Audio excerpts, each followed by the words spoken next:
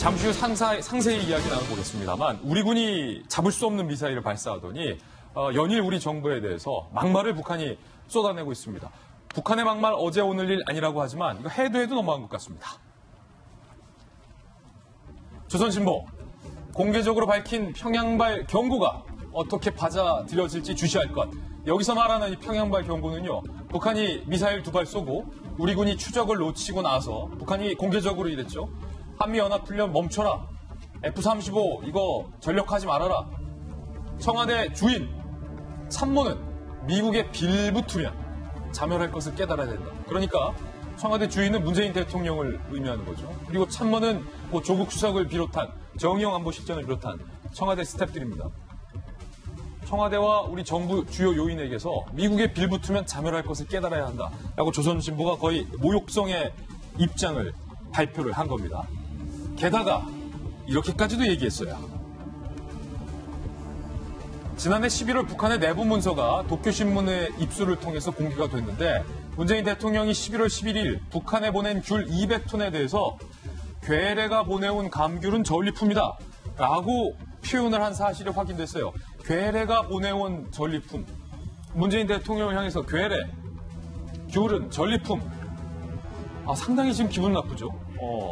그러면서요. 이 내부 문서에 괴뢰, 미제, 트럼프 놈 등등 북한의 미디어에서는 이미 사라진 호칭이 내부 문서에선 끝까지 다 등장했다는 거예요. 미국과 한국을 믿어서는 안 된다라는 경고였다라고 도쿄신문이 보도를 하기에 이르렀습니다. 박정화 대변인, 네. 그 제주도에서 부지사 하셨잖아요. 지난해 11월에 간 제주 감귤, 청정 제주 감귤, 그 새콤달콤 우리도 없어서 못 먹는 그 아까운 제주 감귤, 그 200톤이나 북한에 아껴서 보냈더니 괴뢰가 보내온 전리품.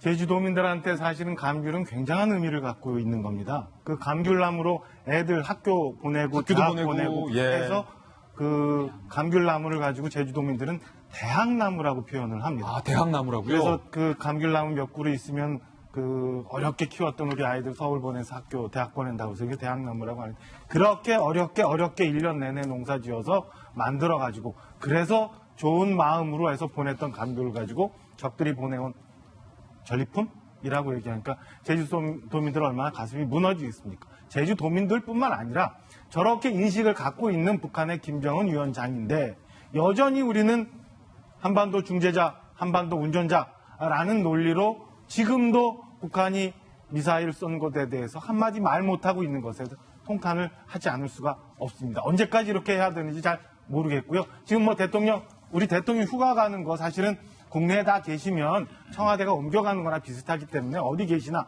비슷해요. 그래서 몇 년 전에도 북한이 탄도미사일 쐈을 때 그 다음날 대통령 휴가 가신 거에 대해서 국민 크게 뭐라고 안 했어요. 거기 가셔도 일할 수 있으니까. 그런데 문제는 이런 상황에서 왜 급하게 이렇게 이런 일 저런 일 다 벌려놨던 청와대 참모들 지난주에 확 다 개편했는지 잘 모르겠고요. 왜 또 뭐가 급해서 또 걔가 이렇게 급하게 하신다고 하는지 잘 모르겠어요. 청와대 나오셔서 이것저것 꼼꼼히 챙겨보실 텐데 오늘 그저 대통령만 혼자 고민하고 계시는 거 아닌지 나머지 참모들 뭐하고 계시는 건지 좀 챙겨봤으면 좋겠고 북한이 저렇게 얘기를 한 건에 대해서도 아무 말 못하고 가만히 있는 청와대 참모들 대통령에게 좀 분명히 건의 좀 해주셨으면 하는 바람을 갖고 있습니다.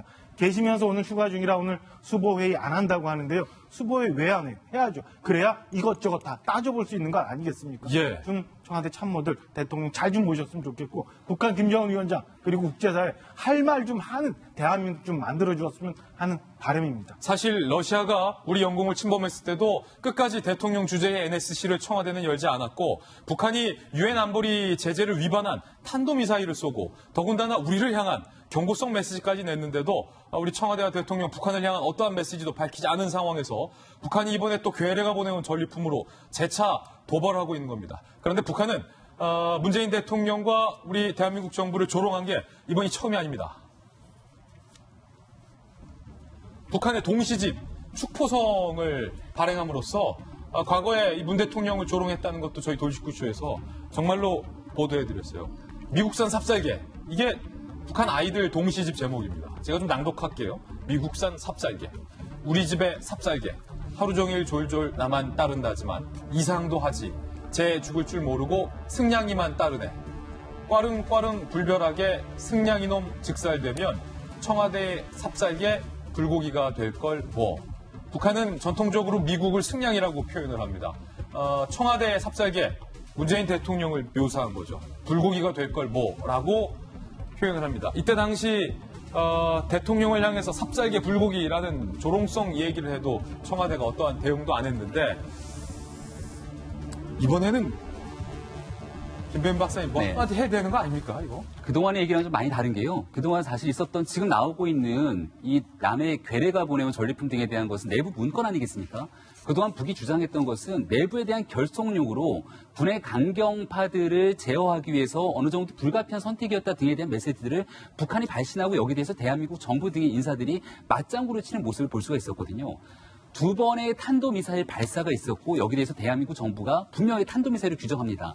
조선중앙통신이 나서서 북한 김정은 위원장이 말이라고 전달하는데 이 2발의 탄도미사일 발사가 대한민국 향한 경고라는 겁니다.